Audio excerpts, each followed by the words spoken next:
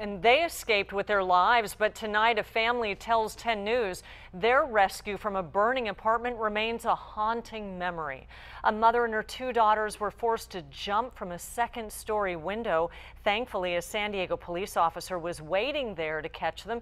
10 News reporter Steve Fiorina was the first to speak with that family tonight. He is live in Clairemont with their emotional account. Steve. Kim, still some tears tonight. There's no question about that. It was a grease fire on top of a stove that flashed into that fire here at the apartment complex last night, causing $1 million in damage and almost taking several lives. Massive flames racing through the Stratton apartments. It was terrifying. You're safe now, but scarred and scared. Can you sleep here? Kind of. I'm still gonna shake it up. I don't know. I'm just kind of still scared. Like if it'll happen again, and I could have had some bad dreams, so I didn't go to sleep till like 5 in the morning. We kind of all fell asleep sobbing.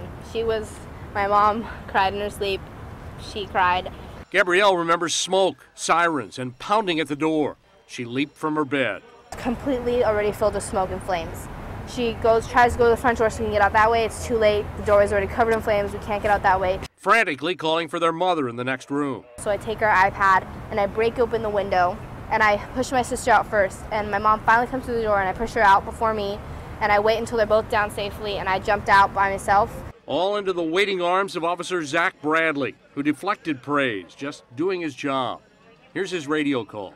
By myself, the apartment directly to the left on the top floor. They jumped out and I caught them as they jumped. Flames at their backs, it still took courage to jump. Inspiration. When I jump out, I think of those people in 9/11. They jump up for such a high tower. There's no chance. They still jump. And this second floor, you got to jump for survival.